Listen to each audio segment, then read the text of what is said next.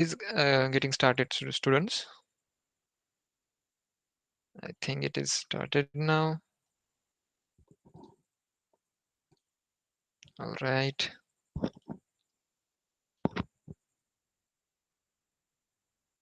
Only 5 students have joined. I don't know whether other students forget about the class or something like that.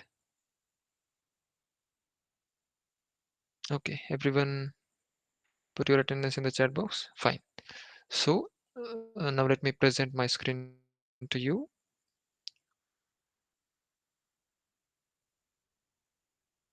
Visible students, I guess in the last class only we have completed our first chapter, is it? Now we are going to start the second chapter, right? Okay, now Vaishnavi has joined.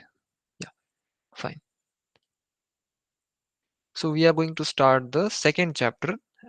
Chapter name is Work and Energy. So all of you have to observe these 4 images, pictures, and tell me what are they doing. A student is studying here, right? A boy is playing with the ball, I guess, is it? He's playing with the ball. One girl is watching her favorite cartoon on the TV, and a worker is lifting some stuff, or uh, he's okay. Okay, nice. So many students have joined now. So अभी इन सारे pictures में आप देख सकते हो कि everyone is doing something, right? So basically अगर हम इसकी बात करें इन सब सारे एक्टिविटीज की, they they are busy in something, they are doing something, right? So in which of the picture above has work been done? So आप क्या बता सकते हो कि इनमें से कौन से पिक्चर में एक्चुअल में वर्क हो रहा है? Not according to the text book, मतलब टेक्स्ट बुक के हिसाब से नहीं बताना है, किसी ने चैप्टर पढ़ा होगा तो नहीं बताना है किस पिक्चर में वर्क हो रहा है, किस पिक्चर में वर्क नहीं हो रहा है. आई गेस जो सारे पिक्चर है, ऑल 4 पिक्चर्स, उन सब में कुछ ना कुछ वर्क हो रहा है, right? If the student is studying, that means she is doing the mental work, right? The boy is playing with the ball, so he's doing some physical work. Again, the girl is watching TV, she's also doing some more mental work, right? And the worker that he's working, he's again working, is doing the physical work. So all of the picture are having some kind of work. From scientific point of view, when do we say that no work was done? Now if we talk in a scientific perspective, सो अगर हम यहाँ पे categorise करें, so work कौन से चीज में मतलब हो रहा है, कौन सी चीज में वर्क नहीं हो रहा है, ये हम सीखने की कोशिश करेंगे. सो जनरली एनी मेंटल और physical activity is referred to as work. When we walk और run, the energy in our body is used to do the necessary work. We say that a girl who is studying is working or performing work, but that is mental work, as I already told you, right? She's studying, that means what she's doing, she's doing the mental work. Now in physics we deal with the physical work only. Work has a special meaning in physics. So see, this is the definition of work. Work is said to be done when a force applied on an object causes displacement of the object. Now you are aware of the thing force and displacement, right? हमने पिछले class में सीखा, पिछले ही chapter में सीखा है ना, what is displacement, what is force. So that's why I was repeating the things again and again, because these things are gonna be with you till you pass out your degree. Okay, not 10th, not only 12th, till degree आपको ये सारी चीजें आपको काम आएंगी, ठीक है? So work की डेफिनेशन क्या है? Work is said to be done when a force applied on an object causes displacement of the object. मतलब सिर्फ अगर हम फोर्स लगा रहे हैं, so that is also not the work done. For work done, we need to apply the force and on which object we are applying the force, the object should go under displacement.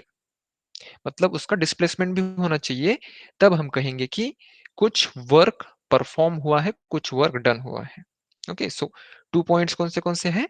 Force and displacement. Remember this. Alright. Now, you have already learned that the work done by a force acting on an object is the product of the magnitude of force and the displacement of the object in the direction of the force. Thus, work is equals to force into displacement. Write down this. Okay, this formula you can write down. Work is equals to force into displacement.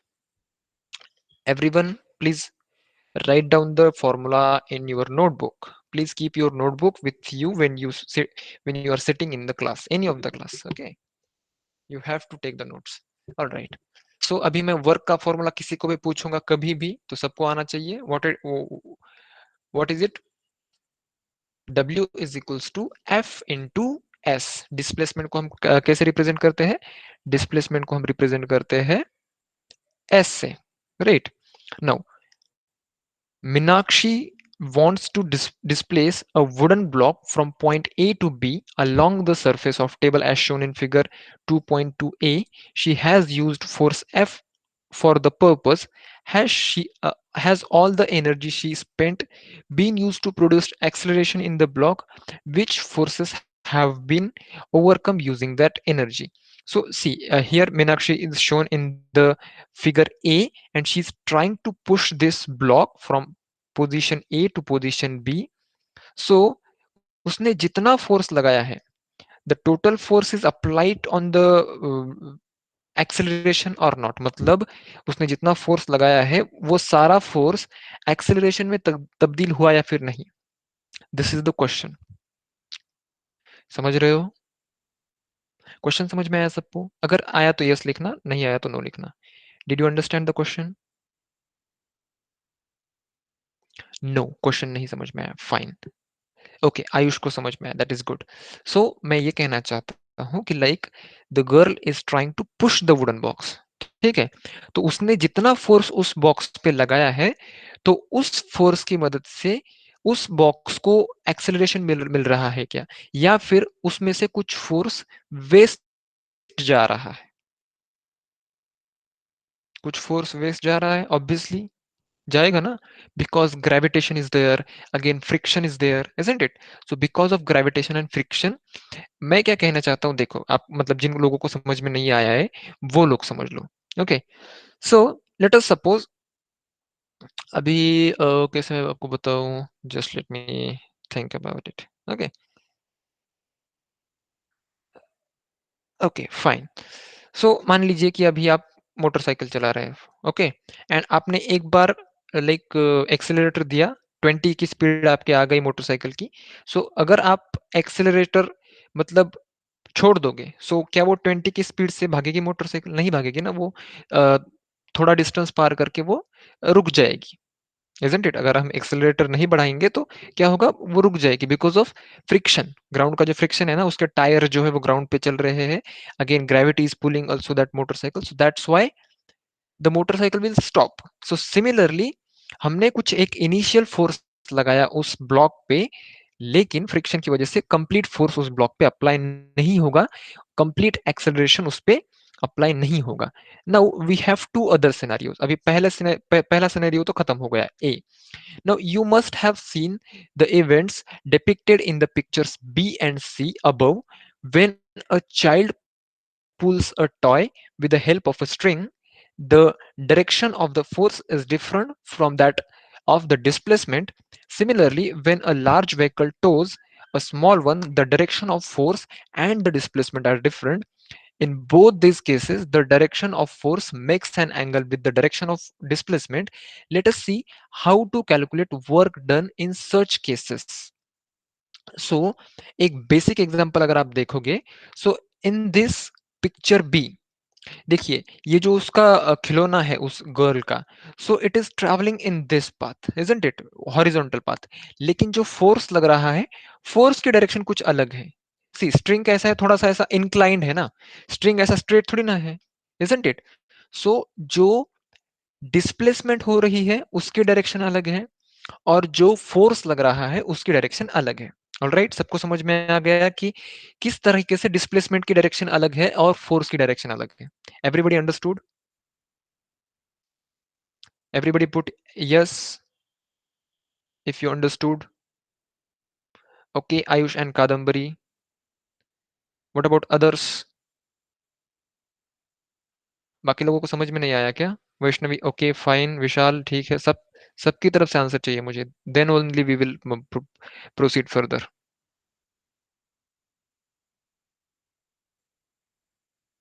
बताओ। Okay, Ayush में था, who is remaining? भक्ति, वेदांत, समझ में आया नहीं आया? ठीक है, तो अभी हम ये सीख क्यों रहे हैं? क्योंकि हमने पिछले ही एग्जाम्पल में देखा कि कंप्लीट फोर्स जो है वो डिस्प्लेसमेंट या फिर एक्सेलरेशन में नहीं जाता है, राइट? तो इस केस में भी अगर आप देखोगे, सो फोर्स की डायरेक्शन अलग है, डिस्प्लेसमेंट की डायरेक्शन अलग है, मतलब जो कंप्लीट फोर्स लग रहा है, the complete force is not resulting into the displacement. Okay, मतलब कंप्लीट फोर्स तो नहीं लग रहा है ना, समझ रहे हो? कुछ ना कुछ पोर्शन ऑफ फोर्स उस एक्चुअल टॉय पे लग रहा है। तो इस कंडीशन में हम वर्क डन कैसे कैलकुलेट कर सकते हैं? लाइक अगर कंप्लीट फोर्स कंप्लीट डिस्प्लेसमेंट पे रिजल्ट हो रहा है, okay, complete force is resulting into the displacement, then we can directly use the formula, which formula? Work done is equals to force into displacement, right, isn't it? लेकिन हमने मान लीजिए कि एक X amount of force apply किया, लेकिन वो X amount of force is not resulting into the acceleration और डिस्प्लेसमेंट ऑफ द ऑब्जेक्ट, उसमें से कुछ पोर्शन जो है वो वेस्ट जा रहा है, समझ रहे हो ना? एक्स जो हमने कंप्लीट फोर्स अप्लाई किया था, वो कंप्लीट एक्स फोर्स अप्लाई नहीं हो रहा है, उसमें से कुछ वेस्ट जा रहा है, उसमें से 70-80% 60% ही फोर्स लग रहा है। सो ऐसे में जो जब हम वर्क डन का फॉर्मूला अप्लाई करेंगे, लाइक फॉर एग्जांपल मैं आपको देता हूं, ओके, मान लीजिए कि हमारा जो फोर्स है वो 100 यूनिट्स है। अभी मैं यहाँ पे उसका एक्चुअल यूनिट नहीं लिख रहा हूँ, force is equal to 100 units मैंने लिख दिया, ठीक है, और डिस्प्लेसमेंट मैंने लिख दिया 1 यूनिट, ठीक है, डिस्प्लेसमेंट मैंने कितना लिख दिया? 1 यूनिट। अगर कंप्लीट फोर्स लगता है तो मेरा जो ऑब्जेक्ट है वो 1 यूनिट से डिस्प्लेस होता है, सो वर्क डन कितना आएगा? वर्क डन आएगा 100 × 1 = 100, इजंट इट? यस और नो? राइट। नाउ मैं क्या कह रहा हूं कि अभी इस फोर्स की डायरेक्शन कैसी है? अलग है, तो कंप्लीट फोर्स नहीं लगेगा, तो मान लो कि फोर्स कितना लगता है? 80 ही लगता है, ओके, और जो हमारी डिस्प्लेसमेंट है वो 1 यूनिट होती है, तो वर्क डन कितना हुआ? 80 हुआ, बराबर? तो यहां पे कुछ ना कुछ तो प्रॉब्लम हो रहा है, लाइक सो अभी इस फोर्स फोर्स हमने लगाया कितना है एक्चुअली? इस केस में फोर्स कितना लगाया है? How much force we have applied? बताइए जरा, कौन बताएगा? How much force we have applied? How much force? Okay, नहीं, सी यहां पे गलती हो रही है, हमने फोर्स जो है वो 100 यूनिट्स ही लगाया है, लेकिन उसमें से कुछ फोर्स जो है वो वेस्ट गया। सो एक्चुअल में कितना फोर्स अप्लाई हुआ? 80 हुआ, लेकिन हमने लगाया कितना? 100 लगाया, राइट, हमने 100 लगाया, लेकिन एक्चुअल में वर्क डन कितना हुआ? 80 यूनिट्स ही हुआ। तो ऐसा क्यों हुआ? क्योंकि there is loss of some, मतलब कहीं ना कहीं पे भी थोड़ा सा लॉस हो रहा है ना। 100 यूनिट फोर्स अप्लाई किया, लेकिन 80 ही अप्लाई हुआ, सो इस वजह से क्या होता है, हमारा जो कैलकुलेशन है वो गलत हो जाएगा, ठीक है? तो इस केस में क्या कर सकते हैं हम? Now we can see that, okay. अभी जब कार टोइंग की बात आती है, जो जो बड़ा व्हीकल है एक छोटे व्हीकल को टो करता है, इन दैट केस ऑल्सो जो डायरेक्शन ऑफ फोर्स रहती है, सी मैं यहाँ पे फोकस किस चीज पे कर रहा हूँ? मैं यहाँ पे फोकस कर रहा हूँ डायरेक्शन ऑफ फोर्स पे, ऑलराइट। डिस्प्लेसमेंट तो अलोंग द वर्टिकल लाइन ही होगा, मतलब आपकी फोर व्हीलर हो या फिर आपका खिलौना हो, वो उसकी डायरेक्शन क्या होगी? Parallel to the surface of earth, parallel होगी ना, मतलब उसी डायरेक्शन में उसकी डिस्प्लेसमेंट होनी है। It only depends on the force, force can be from any side in any direction, isn't it? So ये चीज आपको क्लियर होनी चाहिए। Now let F be the applied forcement।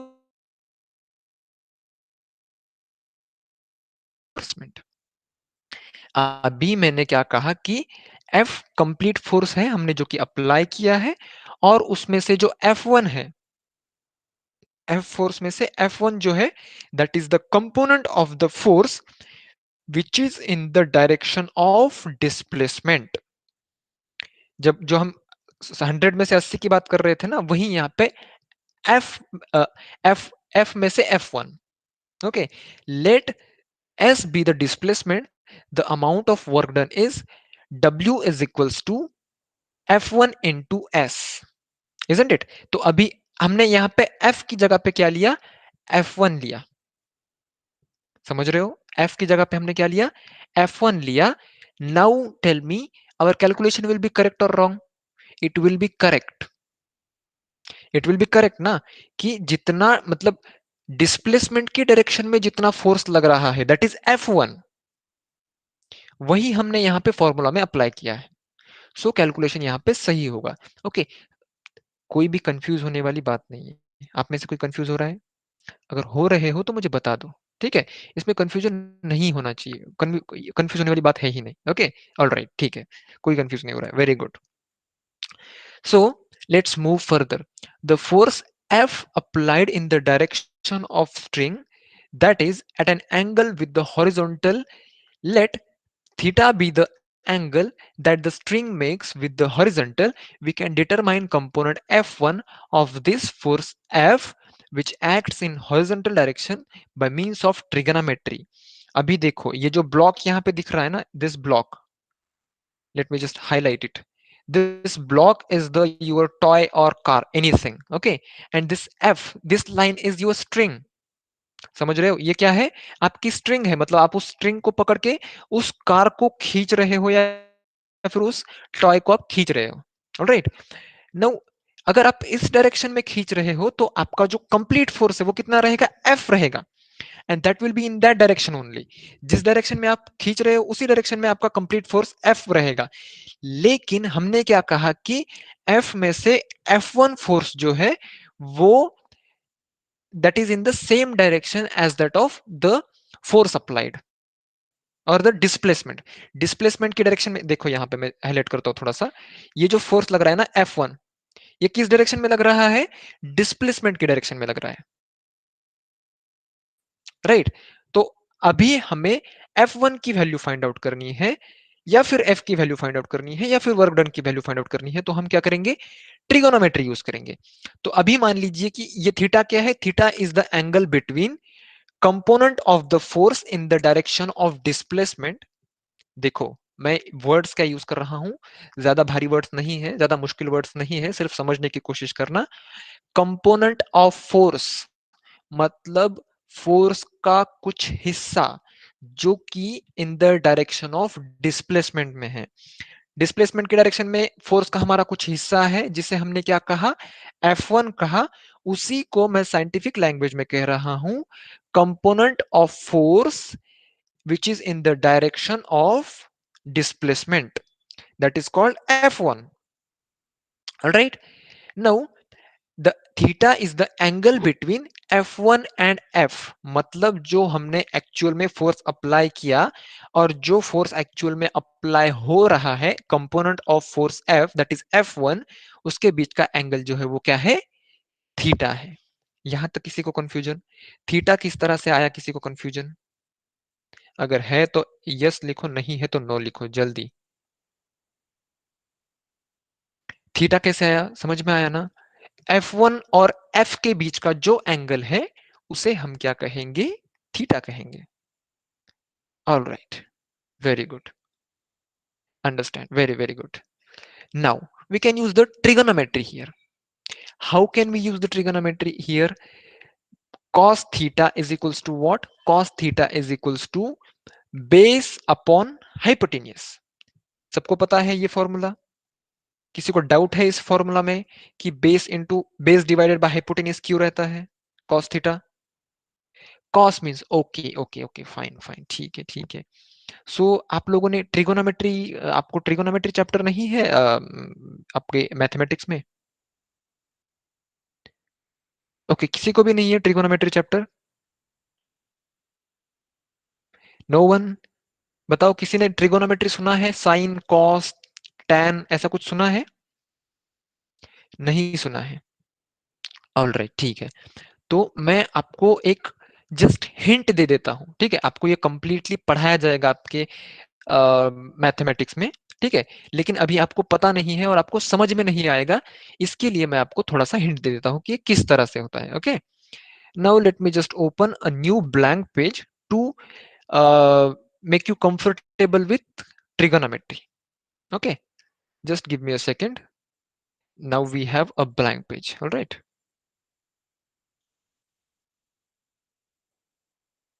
sorry, I don't want this triangle, I want a right angle triangle. Okay,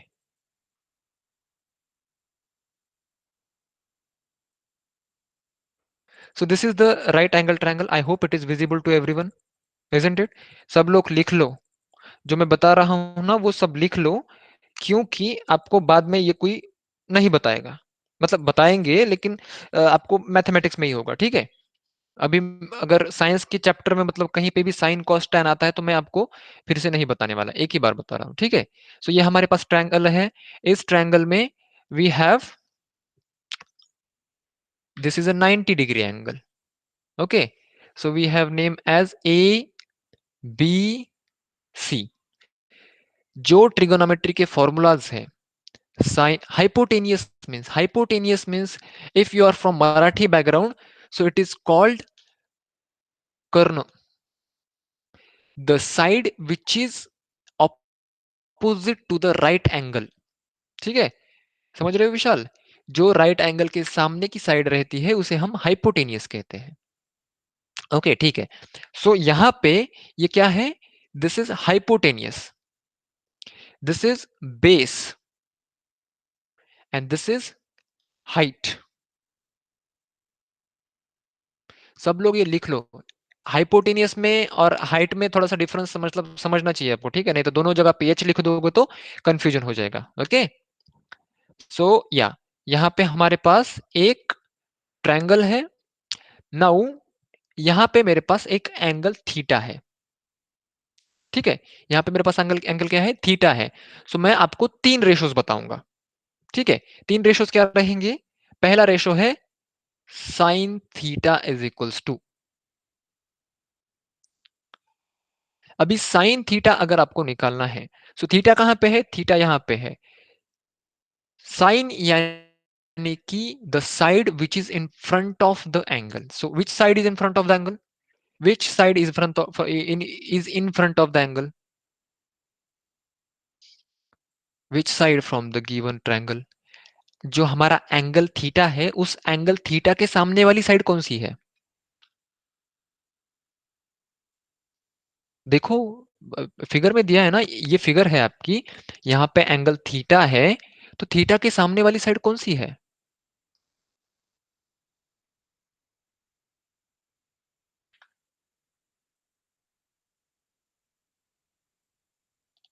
अब तो बता दो।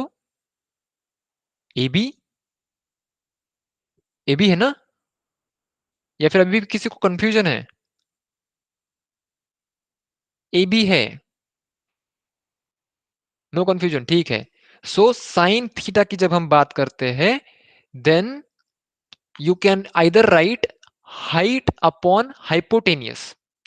देखिए डिनोमिनेटर में हाइपोटेनियस ही आएगा, या फिर आप लिख सकते हो A B upon A C. Sine theta is equals to what? A B upon A C. अब ये साइन थीटा क्या होता है, कैसे होता है, ये सब अब मैं आपको यहाँ पे सिखाता नहीं बैठूंगा, क्योंकि ये आपको मैथमेटिक्स में पढ़ना है। लेकिन मैं सिर्फ आपको बता रहा हूं कि साइन थीटा की वैल्यू क्या होती है। सो साइन थीटा यानी कि क्या, कोई बताएगा? साइन थीटा यानी कि थीटा के सामने की जो साइड है डिवाइडेड बाय हाइपोटेनियस। ऑलराइट, यहां पे थीटा कभी भी 90 डिग्री नहीं रह सकता। ओके, अगर थीटा 90 डिग्री हो जाएगा तो वो राइट एंगल ट्रायंगल नहीं होगा, तो थोड़ा सा हमें मतलब कंफ्यूजन हो जाएगा। ओके, या नाउ अभी साइन थीटा हो गया, cos theta. Cos theta is equals to, अभी मुझे बताना कि इस थीटा के साइड में कौन सी साइड है।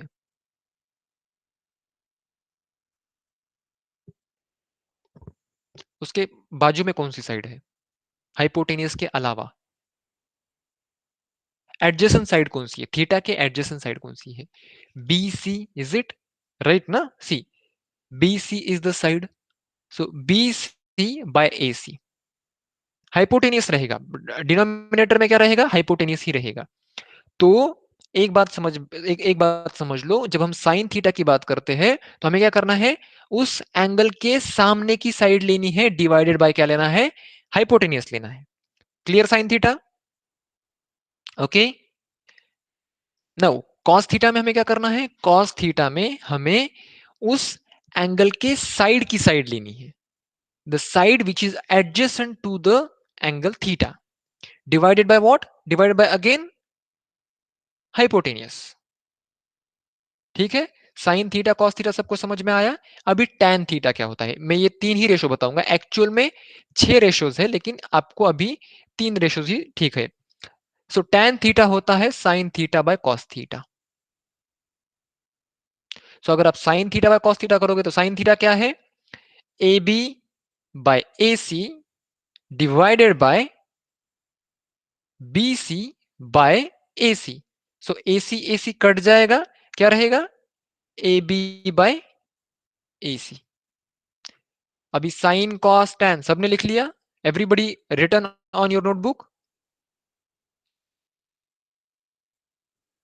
ठीक है, साइन थीटा होता है थीटा एंगल के सामने वाली side divided by what, hypotenuse. Cos theta क्या होता है, कॉस थीटा होता है एंगल के एंगल की adjacent side divided by hypotenuse, और टैन थीटा होता है sine theta by cos theta. Okay, या फिर जो सामने वाली साइड है वो divided by the side which is adjacent to the angle. सबको क्लियर है साइन थीटा कॉस थीटा। अभी हम आते हैं हमारे इस चैप्टर पे। ओके, तो अभी देखिए कॉस थीटा क्या रहेगा, बताना जरा, कॉस थीटा क्या रहेगा।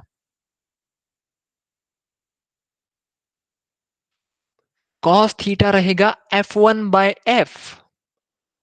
F1 इज व्हाट, अभी एंगल के साइड में कौन सी साइड है यहां पे, F1 है।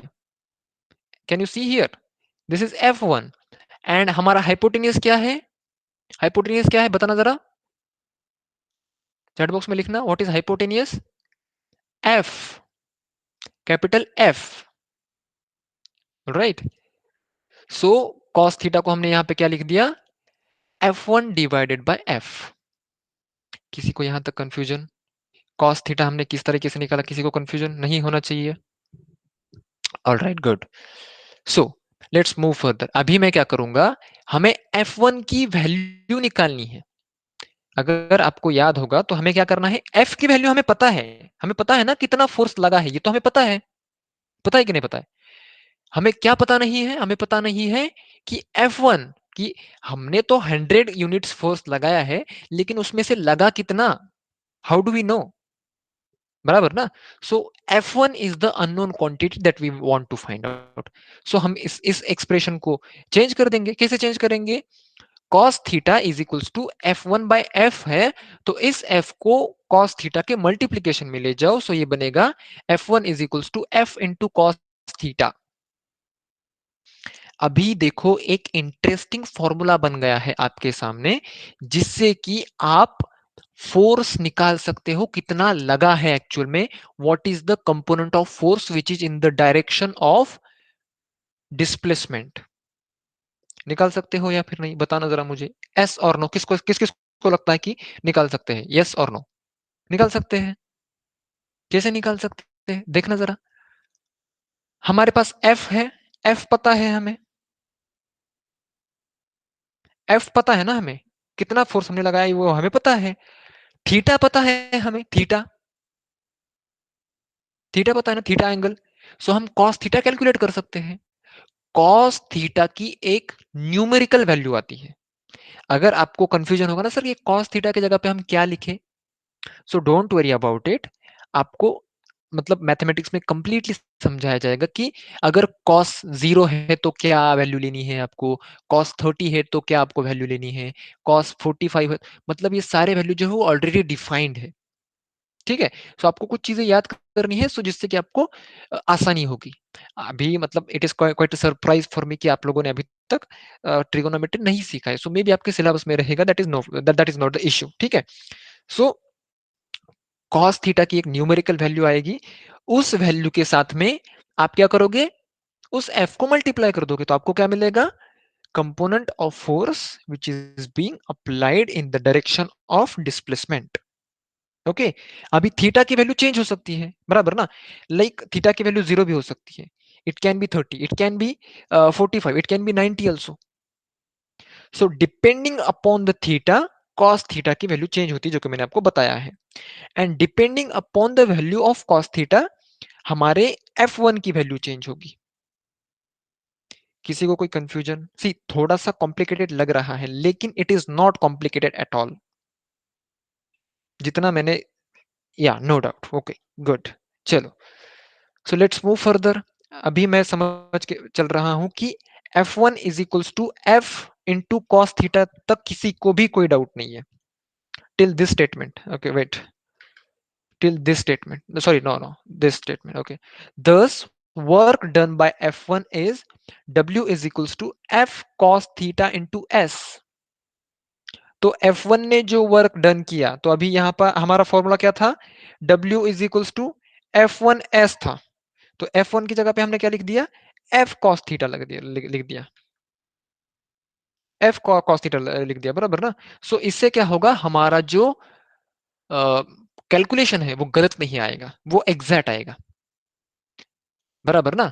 सो इस एस को हमने क्या किया, इस एस को, just give me second, okay, so इस एस को मैंने सिर्फ यहां पे ले लिया, F into S into cos theta. Enter your conclusion about the work done for the specific value of theta in the following table. तो अभी इस टेबल को अब जब पढ़ोगे ना तो आपको समझ में आएगा कि किस तरीके से थीटा की वैल्यू चेंज होती है और किस तरीके से फोर्स पे उसका असर होता है। Okay, now concentrate, everyone please concentrate.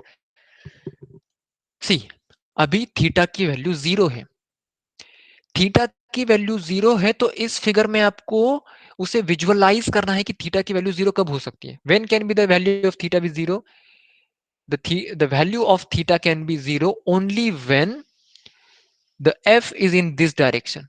ठीक है, f अगर इस डायरेक्शन में रहेगा तभी थीटा की वैल्यू 0 रहेगी, बराबर ना। मतलब अगर हम कोई हमारा what we can say toy है, जिसे कि हम क्या कर रहे हैं, जिस डायरेक्शन में वो खींचा जा रहा है उसी डायरेक्शन में, मतलब हम एकदम ऐसे रेंग के उसे खींच रहे हैं, समझ रहे हो ना, हम उसी लेवल पे जाके उसको खींच रहे हैं। So in that case the value of theta will be 0, angle 0 रहेगा ना, समझ रहे हो मैं क्या बोलना चाह रहा हूं, समझ रहे हो ना आप। मैं फिर से आपको थोड़ा सा विजुअलाइज करवाने की कोशिश करता हूं। देखो, ये आपका टॉय है, ठीक है, ये आपका टॉय है, और ये आप यहाँ पे खड़े हो और आपने ये हाथ में ऐसे पकड़ा है और आप इसे खींचते चले जा रहे हो, ठीक है। लेकिन आपने क्या किया, अभी आप नीचे बैठ गए और आपने आपका हाथ जो है वो इसी लेवल पे ले लिया और उसी स्ट्रिंग को इसी लेवल से आप खींच रहे हो, ठीक है, आप ऐसे नीचे बैठ के उसे खींच रहे हो। सो उस केस में क्या होगा कि थीटा की वैल्यू जो है वो 0 हो जाएगी, एंगल क्या हो जाएगा, 0 हो जाएगा। सो 0 होने के बाद में cos थीटा की वैल्यू होती है 1, लिख लो। cos थीटा की वैल्यू क्या, cos थीटा की नहीं, cos 0 की वैल्यू क्या होती है, 1 होती है।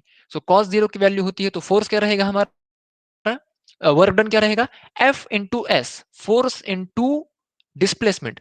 मतलब हम जितना फोर्स लगा रहे हैं हम किस लेवल पे गए हैं? उस टॉय की लेवल पे गए हैं। मतलब हम जितना फोर्स लगा रहे हैं उतना फोर्स कन्वर्ट हो रहा है डिस्प्लेसमेंट में। अंडरस्टूड? समझ रहे हो ना? जब हम उस टॉय की लेवल पे जाके उसे खींच रहे हैं तो कंप्लीट हमारा जो टोटल फोर्स है वो उस टॉय पे अप्लाई हो रहा है, and that complete force is resulting into displacement. Force यहां पे हमारा वेस्ट नहीं जा रहा है। अभी आप कहोगे कि सर हम तो ग्राउंड पे चला रहे हैं तो ग्राउंड से तो मतलब उसका फ्रिक्शन रहेगा ही, लेकिन don't consider it as ground और some any other resistance. Consider it as a ideal condition. मतलब हम एक आइडियल कंडीशन है जिसपे भी हमें कोई भी एक्सटर्नल फोर्स नहीं है। There is only one force acting on the toy, that is the force we are applying. ठीक है? अभी मुझे बताना किस किस को ऐसा लगता है कि मतलब जैसे हम फोर्स लगा रहे हैं उस लेवल पे जाके तो सारा फोर्स उसी टॉय पे लगेगा, हमारा फोर्स वेस्ट नहीं जाएगा। आपको लगता है डिस्प्लेसमेंट ज्यादा होगा? Do you think is it is like imaginable?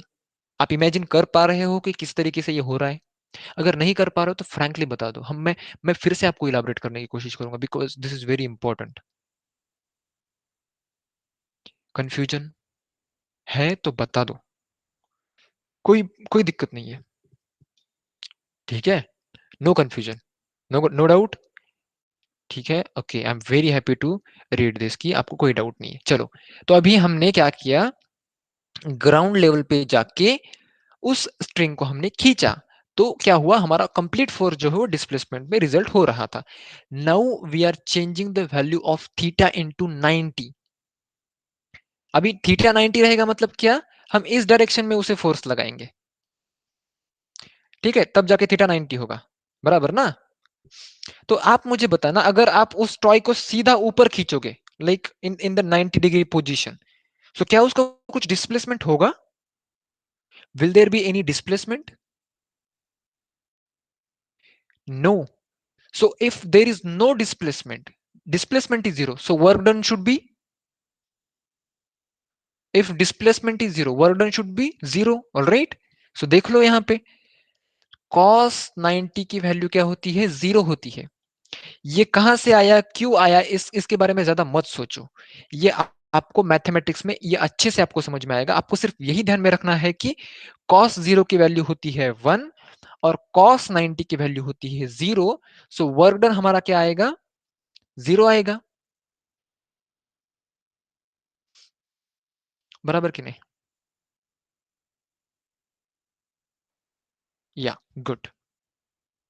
Now, lastly, we have theta as 180 degree. तो 180 डिग्री यानी कि क्या, हमें इस हमें इस टॉय को डिस्प्लेसमेंट करना है इस डायरेक्शन में, इस डायरेक्शन में हमें डिस्प्लेस करना है। लेकिन अभी 180 डिग्री यानी कि complete this angle, right, this is 180 degree angle, और हम क्या कर रहे हैं, इस डायरेक्शन से उसे फोर्स लगा रहे हैं, लाइक इस डायरेक्शन में हम उसे खींच रहे हैं। समझ रहे हो, यही स्ट्रिंग हमने क्या किया, उल्टा घुमाया। सो डिस्प्लेसमेंट कैसा रहेगा, डिस्प्लेसमेंट कैसा रहेगा, नेगेटिव रहेगा। जिस डायरेक्शन में हमें भेजना है उस डायरेक्शन में तो वो जा नहीं रहा है, it is going in reverse direction, isn't it? So work done कैसा रहेगा, अगर डिस्प्लेसमेंट नेगेटिव है तो वर्क डन कैसा रहेगा, वर्क डन भी नेगेटिव रहेगा, बराबर ना? सो cos 180 की वैल्यू होती है -1।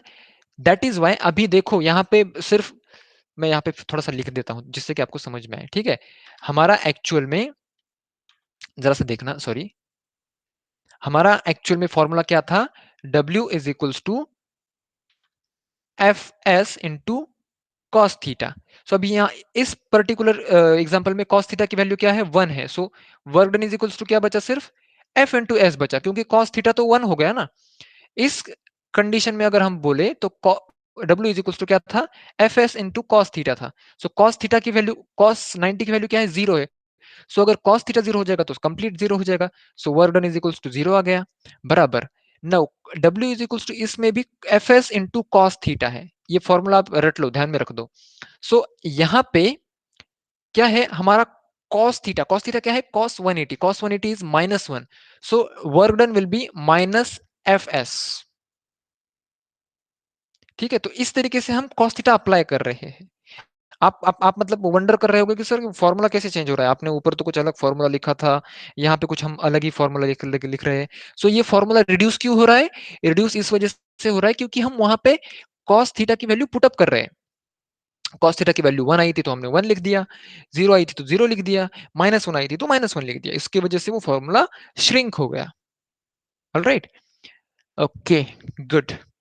सो आई होप कि आपको cos theta, sin theta, work done का फॉर्मूला, ये सारी चीजें क्लियर है। किसको क्लियर नहीं है? If you have slightest of doubt you can ask me. No doubt, okay, that's good. Okay, I'm happy that everybody is attentive and everybody is responding in the chat box. That is really nice. Okay, good. Now, unit of work. अभी हम इतने देर से बात कर रहे थे तो ये वर्क के बारे में, वर्क डन के बारे में। सो यूनिट क्या है वर्क का?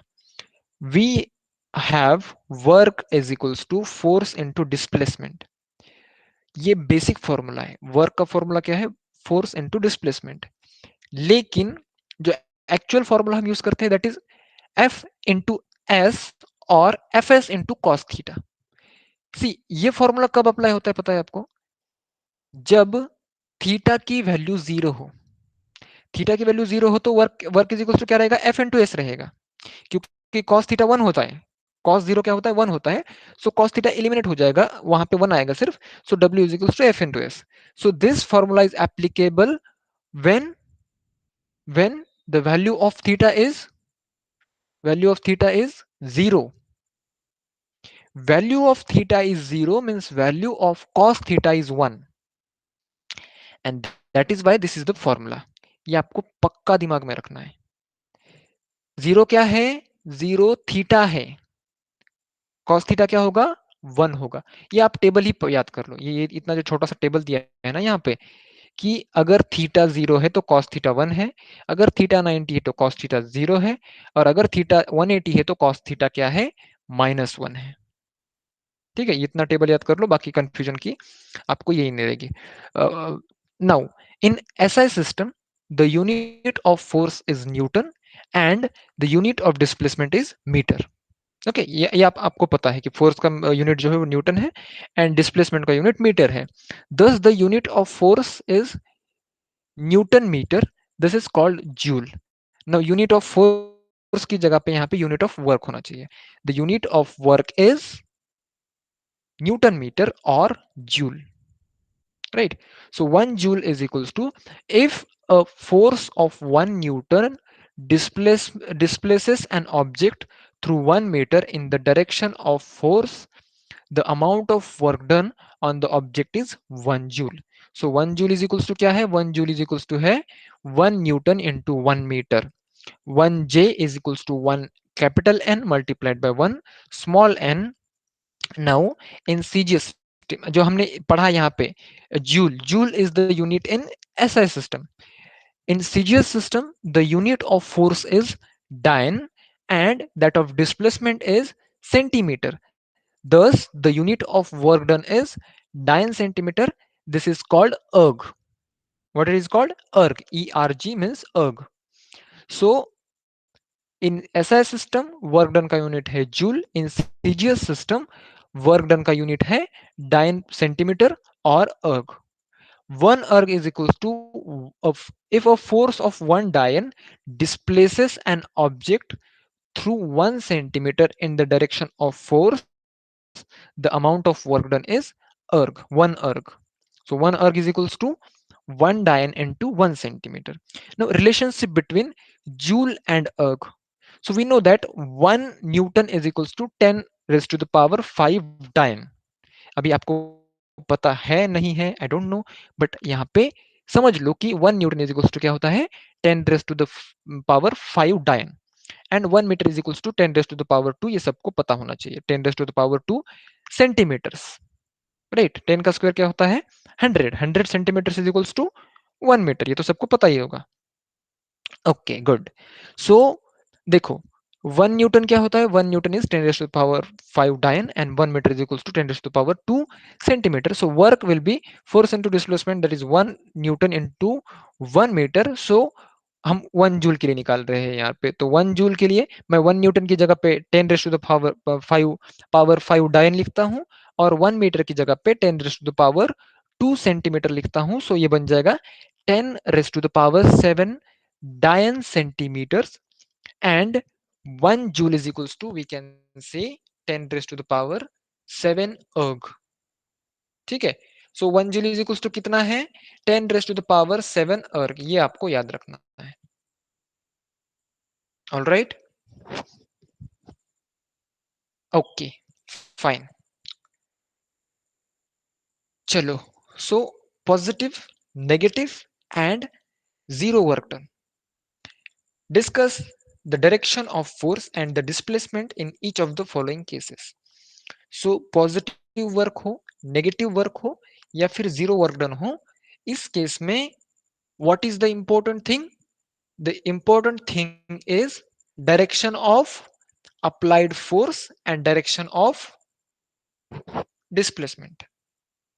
Direction of applied force and direction of displacement plays key role in determining whether the work is positive, whether the work done is negative, or whether the work done is zero. All right, यहाँ तक किसी को doubt? एक बार मुझे बताना कि मेरा आवाज मतलब आपको एकदम क्रिस्टल क्लियर आ रहा है? क्लियर है? क्लियर आवाज है मेरा? Okay, if not then I have to make the arrangements. Okay okay, fine fine, yeah good. So ये जो सारे एग्जांपल्स यहाँ पे दिए हैं ना, तो ये आप वन बाय वन इसको देख लो, पढ़ लो, एंड यू विल अंडरस्टैंड कि किस तरीके से वो वर्क करता है. Now you will notice that in some of the above examples the direction of force and the displacement are same. In other cases the directions are opposite to each other, while in some cases they are perpendicular to each other. In these cases the work done by the force is as follows. तो हमने पिछले भी example में देखा है, जब हम उस डायग्राम पे वर्क कर रहे थे ना, कि वर्क डन डिपेंड किस चीज पे करता है? मेनली वर्क डन डिपेंड करता है direction of force पे, right?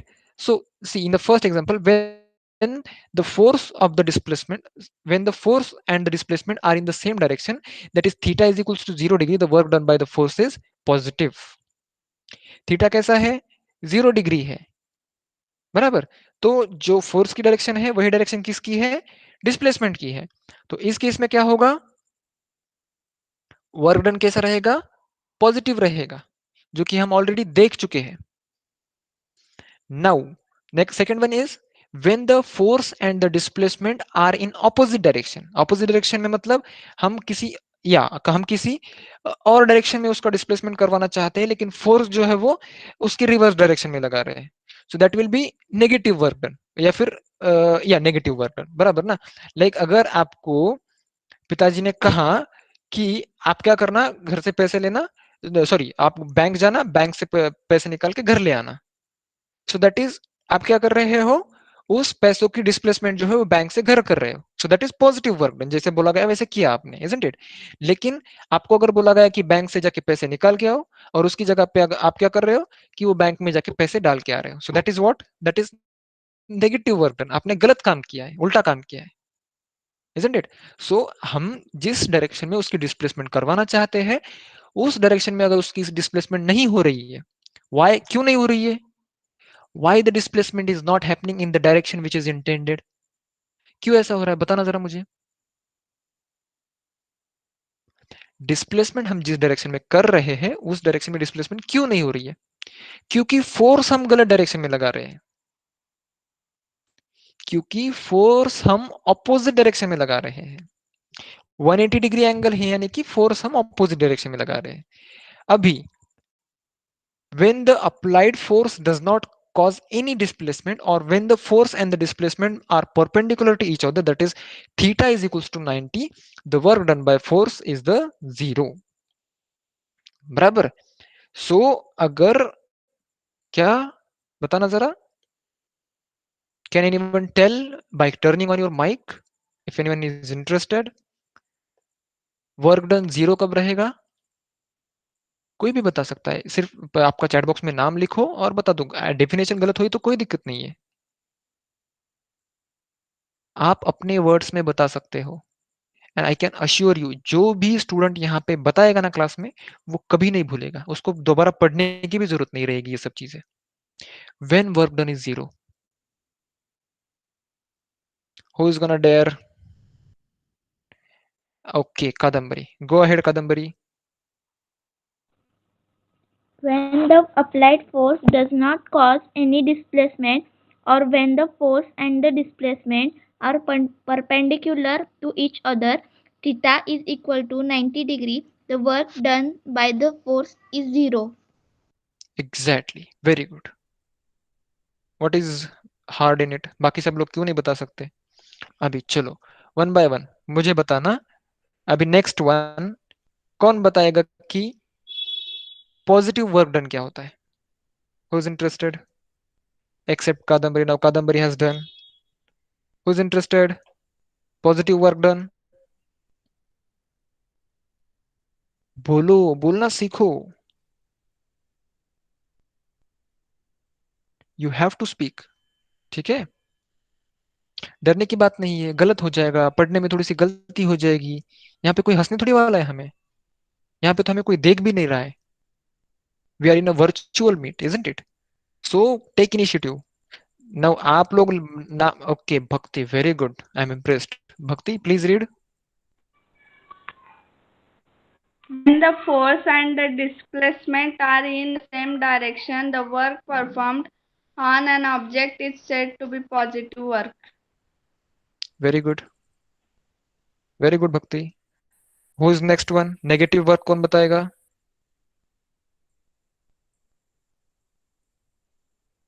नेगेटिव वर्क कौन बताएगा?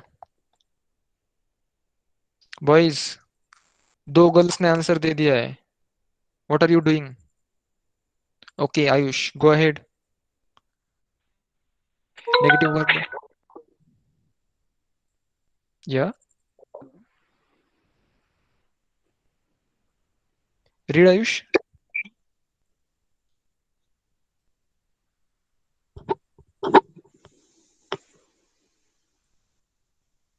या Ayush, can you read?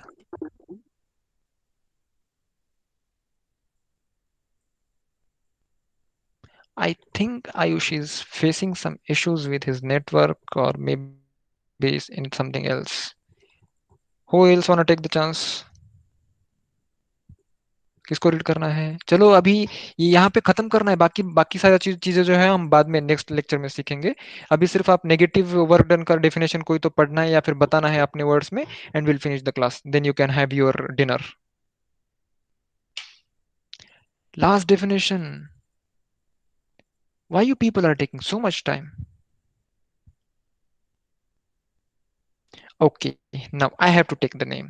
Vinith, turn on your mic and read the definition. Vinith Patil, turn on your mic and read definition quickly. Vinith, if you're there. Vinith, everybody is starving. Everybody is very hungry. I don't know about you, but I am very hungry. I need to go for dinner. So please turn on your mic and set us free. ठीक है, विनीत नहीं, चलो next. No, Vineet is not present. Who else? चलो एक definition पढ़ो अभी और class खत्म करो। नेगेटिव वर्क डन क्या होता है आपके सामने? ओके, नाउ या Kadambari has started and she is gonna finish it. Kadambari, finish the definition. When the force and the displacement are in opposite direction, theta is equal to 180 degree. The force, the work done by the force is negative. Okay, very good. So virtual claps for Kadambari and Bhakti. They have dared to read the definitions online. Okay, अभी next class में से सबने मतलब read करना है। Okay, सो अभी मैं आपको ज्यादा यहाँ पे रोकूंगा नहीं। आई होप कि आपको जो मैंने पढ़ाया आज आपको अच्छे से समझ में आया। घर जाके अच्छे से रिवाइज रिवीजन करना, कोई कंफ्यूजन है तो नेक्स्ट क्लास में आप मुझे बता सकते हो। Okay, So till then, bye bye. I will see you in the next class. Bye and good night. Now you can leave the class. Leave the class, students. You can leave the class. Bye bye, everyone.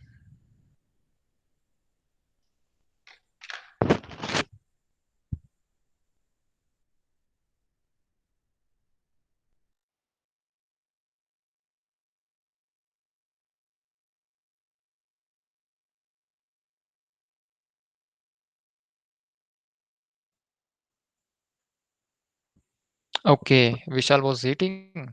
Okay, fine. Leave the class. Okay, fine. No, no issues. Fine. Vishal, leave the class. Okay.